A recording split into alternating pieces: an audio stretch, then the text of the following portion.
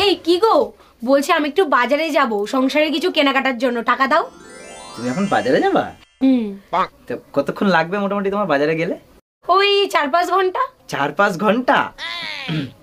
এনো, এটাতে তুমি একটা শাড়ি কিনবা। হ্যাঁ, শাড়ি কিনবো?